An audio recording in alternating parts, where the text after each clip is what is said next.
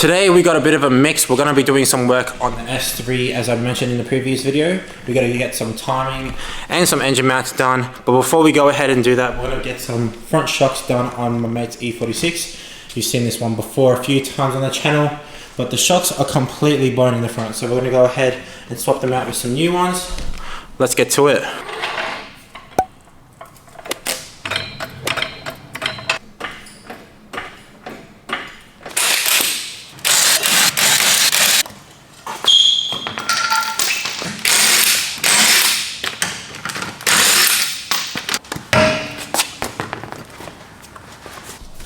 Okay, so now the wheels are off, we can go ahead and start unbolting the suspension. We got one up here that holds onto the sway bar, and then we can unbolt it from the bracket that holds onto the hub and the rest of the suspension components. And then once we've done that, we can go ahead and unbolt it from the top and push the shock out. And we got some new ones here. We're not too sure if they're the exact ones because I believe these are M Sport shocks in the front. So we can go ahead and measure them up to the ones he's got. And if the springs are maybe different, we can just swap them out and then go ahead and throw them back in. There we go.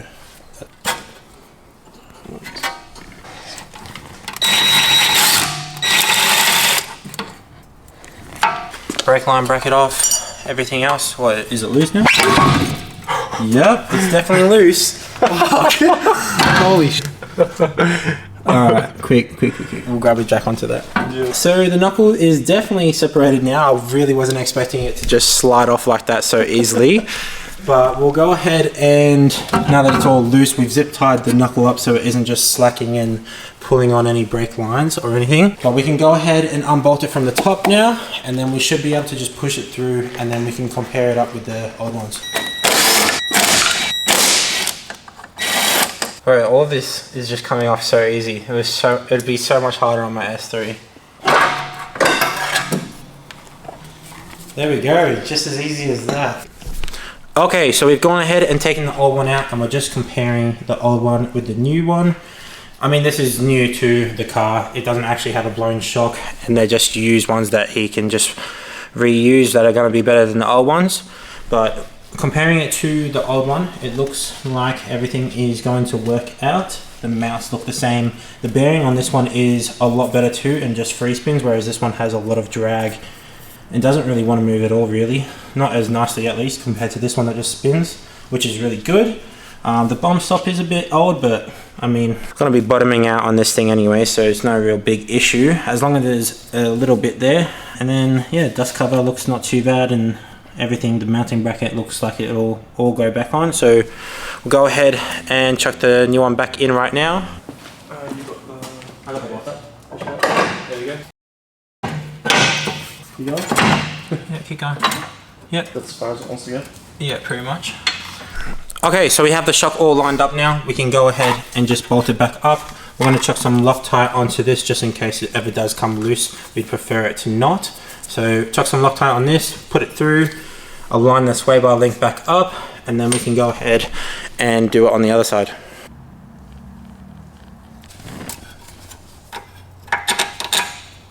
Going in well? Yeah, that's good. Nice. Everything's lined up.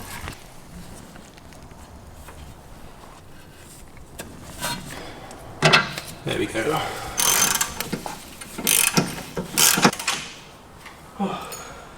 All tight? All tight. All good. All done. Looks good. Let's go do the other side. Oh wait, it helps you put on the right size, guys. It really helps.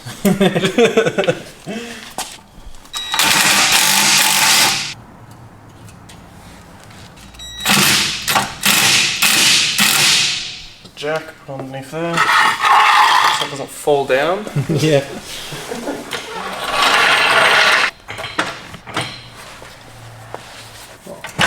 There we go. Alright, stop there.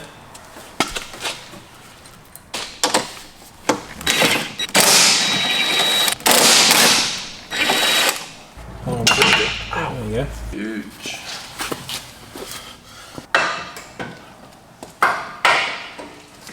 Push up.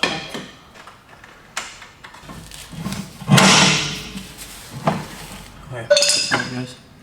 Keep going. This jack isn't.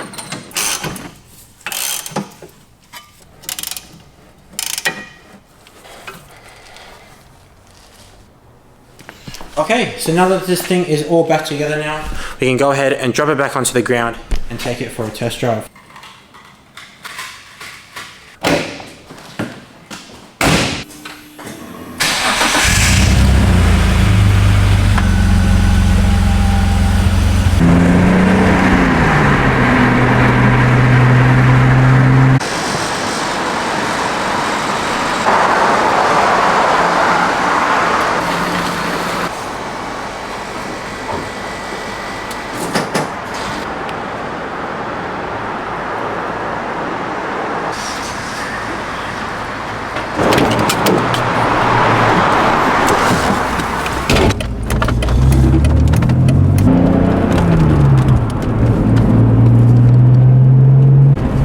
Big differences. This thing feels so much better now with the shocks all done. The shocks before were completely blown, and every single bump he went over, or even just like accelerating, it would just lift up the front end and bounce and bounce and bounce. So big differences, and it only took us about an hour or so to do, and yeah, really good and happy with that. So you happy with that? It feels so much better. So much better, eh? But we're gonna head back to the shed and do some work on the S3, so I'll see you guys then. Okay, so we're back at the shed now. We've got all our new timing components. We also got some nice Vibrotechnic engine mounts, new water pump, tensioner, and a new belt. We just need to go ahead and take pretty much everything off the left side of the engine bay so we have plenty of room to work around this timing belt, and then we can lift up the engine and slide off the old timing belt.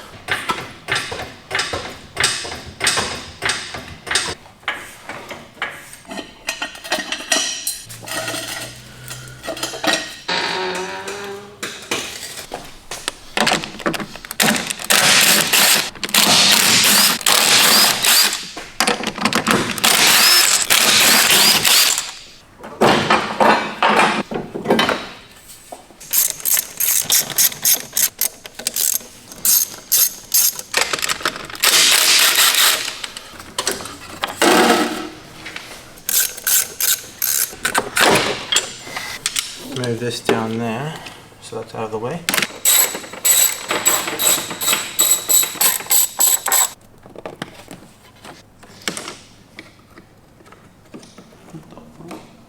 Basically what we're doing here is we're trying to get pretty much everything out of the way of this timing case.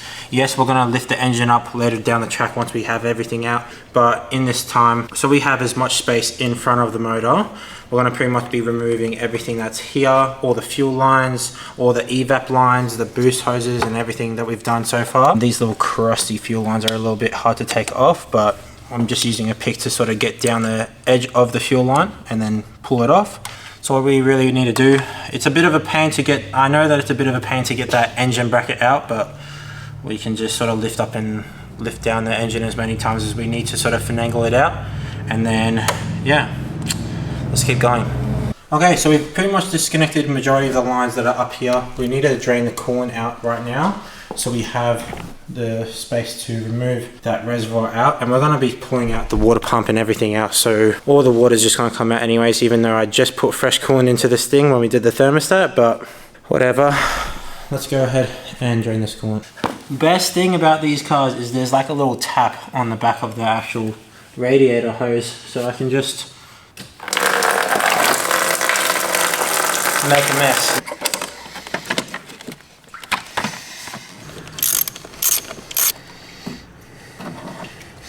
Okay, I've got a rag on that. Okay, that's off. So now everything is pretty much out of the way. We're going to go ahead and remove our accessory belt tensioner and move that out of the way, and we can remove this little mounting bracket to the chassis as well. And then we're going to jack up and support the engine and then drop these bolts and take the whole engine mount out.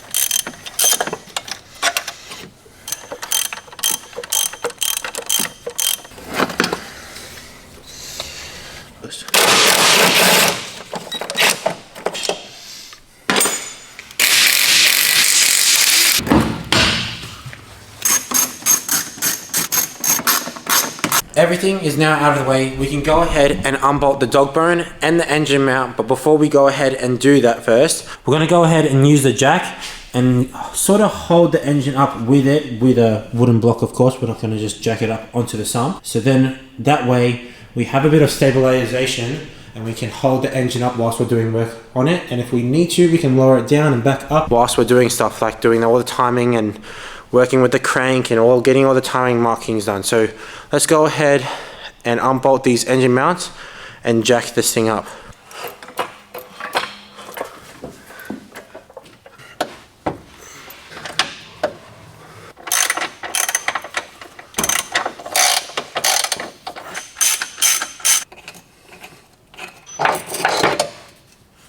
So we've now removed the dog bone. We can go ahead and unbolt the engine mount. There's 2 bolts here and then a bolt on either side of this actual engine mount holding onto the chassis. And then we've also made sure this is supporting the engine. We don't want any issues happening because I don't want this engine to sort of just flop and smash down onto the ground. We're going to go and to unbolt this engine mount and then we'll see what we need to do from there.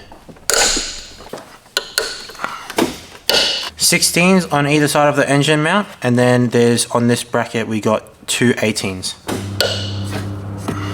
Make sure you don't lose these bolts. You don't want to have to go searching for them later. That bolt doesn't look too good. It looks like we've had some material from those threads come out, so we might have to clean those threads up later. There we go. Nice. And now all we just need to do is take the old one out. The next step is removing the bolts that are on the engine bracket. There's going to be one in the hole just down here. There's one also behind the little ear you can see just down here. And then there's also one just underneath here that we can access from underneath, just right there. And I believe that's all of them. So if we can get those bolts out, we can sort of start finagling and maybe lifting up the engine and lifting it back down to try to take this engine bracket out.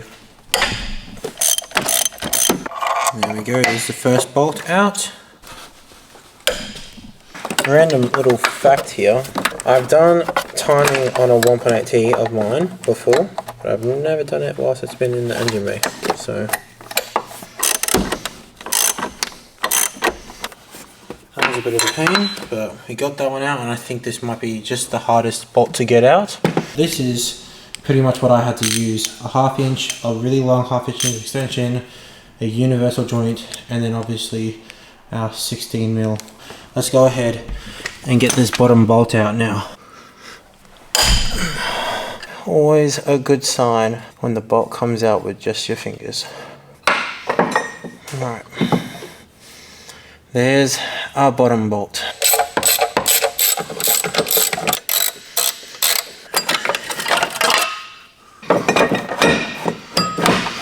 Why is it this hard?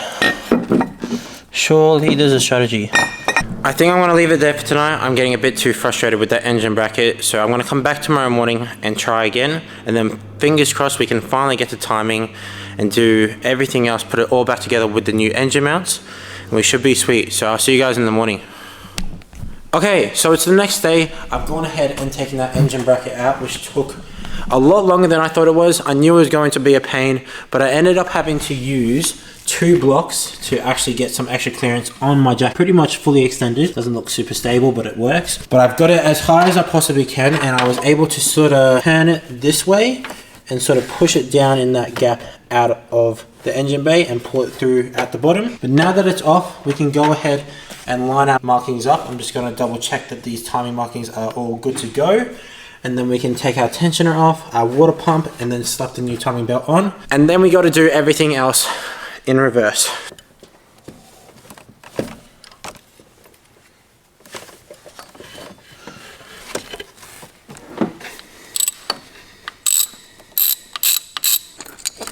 Tensions out.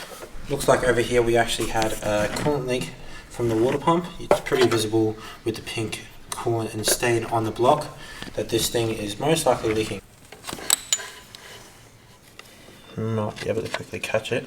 I did my best to sort of get the majority of the water out, but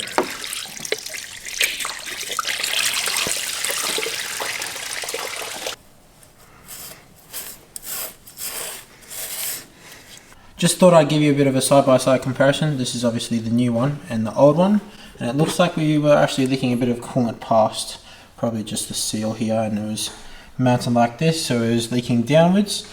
But it does happen over age.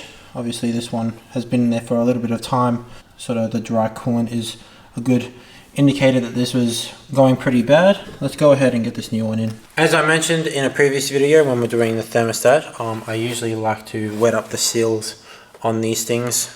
On this one, the O-ring is on the actual water pump itself, so we're just going to wet up the O-ring here. We got some coolant still on the block, so we can just grab some of that and wet up our seal, and then we can go ahead, chuck her in, and then snug our belts nice and tight.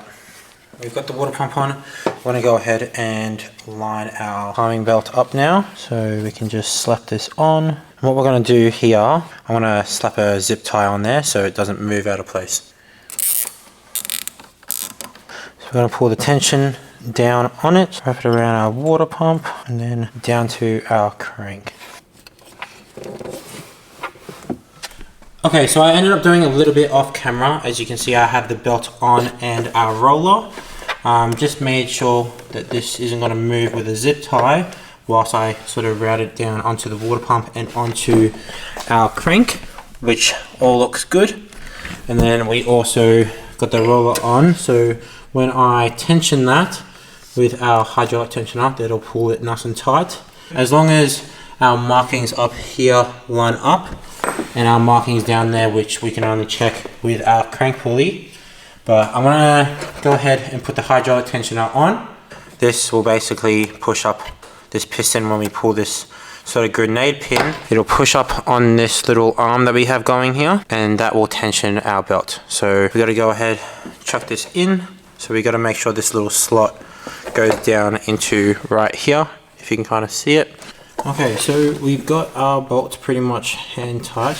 I'll go ahead and snug those down usually, and I remember on my GTR I had to take this roller off to gain enough clearance to get the belt on, but looks like we've had a pretty easy time getting this belt and everything. Awesome. We've just chucked that crank on, and we can see our markings are pretty much bang on down there, and up here we're pretty close. I have a little trick that should be able to help us skip a tooth just up here if it does, but we haven't pulled the pin on the tensioner. So once we pull the pin, it'll create tension on the belt, and that should pull this forward a little bit. So fingers crossed that works, but we'll go ahead, cut the zip tie, and then rotate our motor twice. Even if it is a tooth off, it shouldn't create any damage to the motor, but we will just cut the zip tie here, rotate the motor twice, and then recheck our markings again. And if our markings are well off, we know we need to retry again.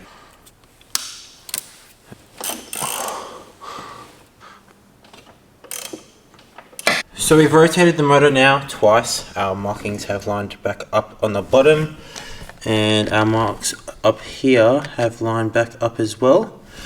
We just need to go ahead and pull this pin just down here, but I'm going to go ahead and just double check and rotate the motor again a second time, just to double check, because you don't really want to mess this thing up. If you do this wrong, either redo it all over again or have to replace your head at least. So I really don't want to mess this up. I want to do it the first time around, and then I don't actually have to go about and do this again. So let's rotate this motor one more time around, and then we'll pull the pin and get this thing back together.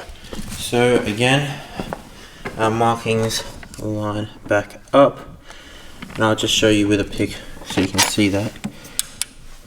But basically that's completely straight, and obviously with our indicator you can see that's completely straight too. So we can go ahead, pull our little grenade pin, and that will release the piston on the hydraulic tensioner. Put all our timing cases back on, get this all back together, put the engine bracket in, which that isn't going to be too fun to get back in, but once that is finally in, it's pretty much smooth sailing. We get the new engine mount in, which we have over here.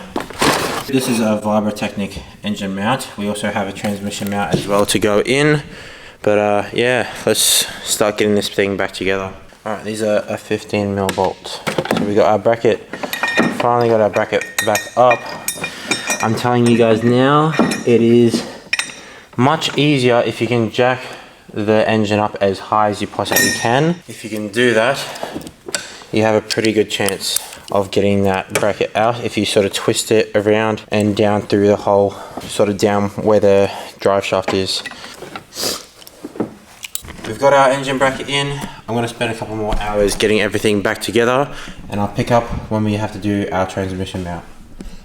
Engine bay is now all back together. We can go ahead and fill up our power steering and our coolant. Sadly, I didn't have a clean tray to put the old stuff in, so we can't actually reuse that. Now, we need to remove the intake box over here, and I think we might also remove the battery and the little tray underneath it, and see what we need to do from there to remove that mount. So let's get to it.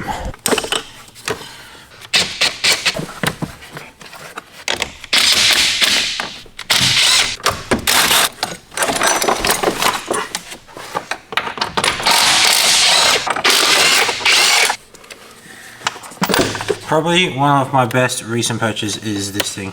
If you don't have a electric impact, small little impact, definitely go get one. It makes this sort of jobs so much faster than just ratcheting.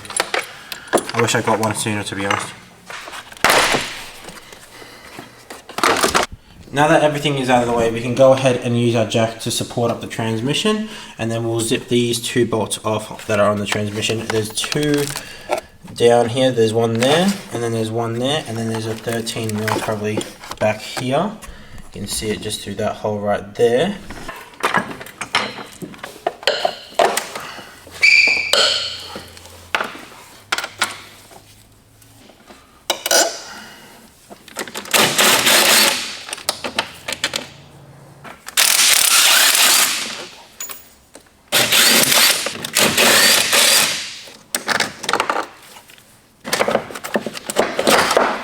New one ready to go in. This is a Vibrotechnic engine mount, same as the other side, and then I have a CTS dog bone mount for people who may be wondering. These mounts come with new bolts for the chassis, but we have to reuse the engine bracket bolts again, so we just have to be careful to not over tighten them, otherwise they may snap. So let's go ahead, chuck this in and torque it all up. Just start it off by hand. Never do it with a rattle gun at first. I'll just do it nice and loose so we can get everything lined up, and then we'll go ahead and tighten everything down.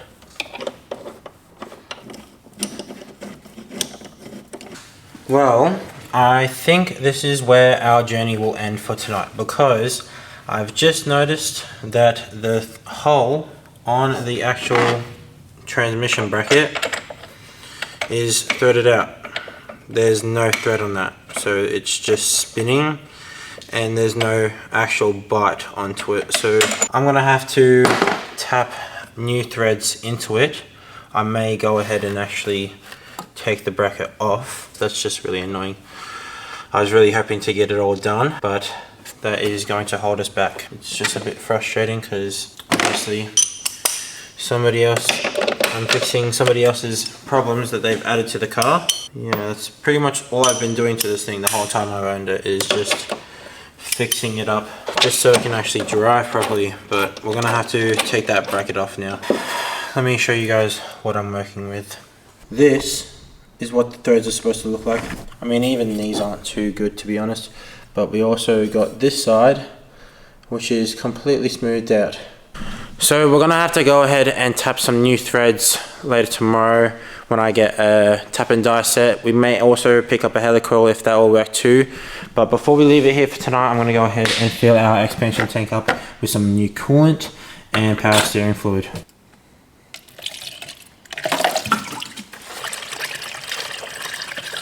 Let's try not to spill this one too. Well, we've done all of that. We can go ahead and pick up from tomorrow when we got our thread tappers. So I'll see you guys then. Alrighty, so it's the next day. We ended up taking the block down to a shop to get it a helicoil in it. A kit was going to cost me around $160 and I wasn't really feeling like spending that much on just one thread.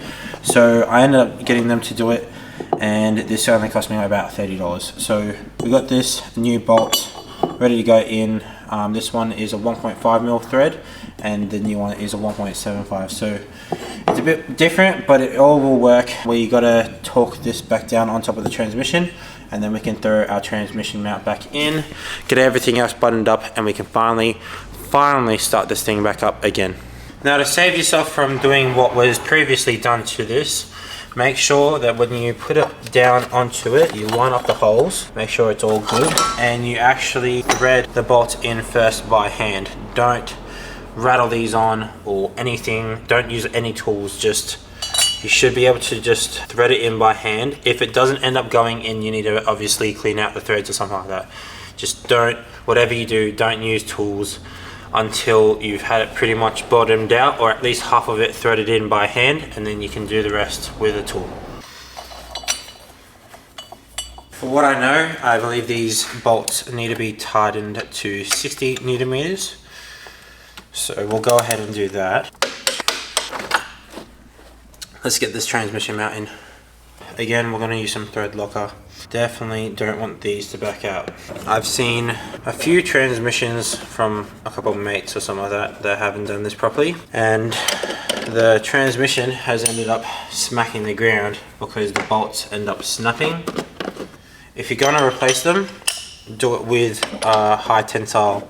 They need to be higher than a 10.9 rating than anything else. The factory ones are around 10.9, so don't put anything that is lower than that, otherwise they will snap and your transmission will kiss the ground.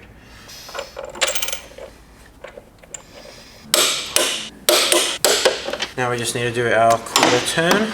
So again, we'll just mark these to say that we've torqued them, and then we'll mark these outwards, and then when we see that they've turned to our right, we know that they have been turned to a quarter. Now that our transmission mount is all bolted on and we're ready to go, we can go ahead and put our intake box and everything else back together. Well, now that that's all done, we're going to go ahead and start this thing up and bleed the coolant system and the power steering and take this thing for a well-deserved test drive.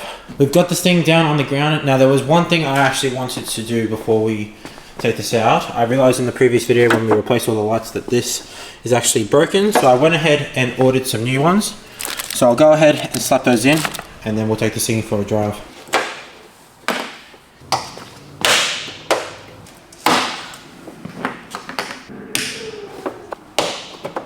Let's start this thing up.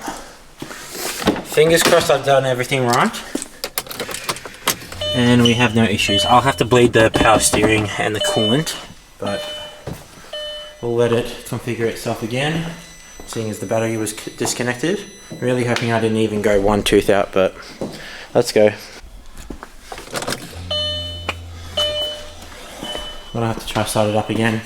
I ended up finding that the fuel line down here, the clamp wasn't tight, so it was leaking fuel.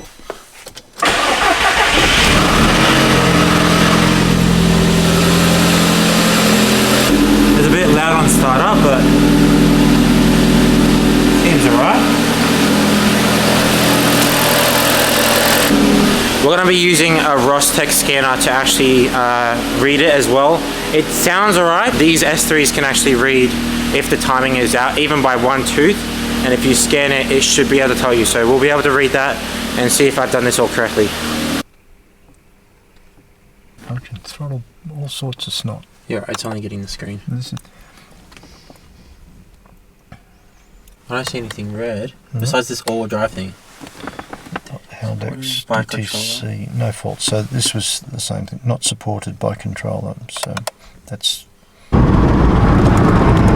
So far, so good. We do have a traction control light on there, which is a bit annoying. I believe it might be something when I jack the engine up, I might have pulled the sensor out for the Haldex, because that wasn't there before and I wasn't getting any codes for the Haldex before, so it's very odd.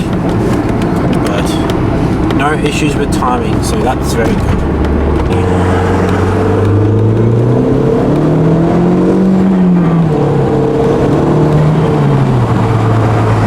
Feels pretty good. It's boosting really well.